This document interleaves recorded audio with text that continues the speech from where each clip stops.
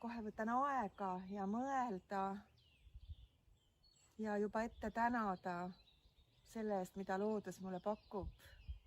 Ja siis, kui sa sellise pühendumusega ja sellise tundega metsa sisened, siis ta pakubki, siis ta avab oma salalaekaid.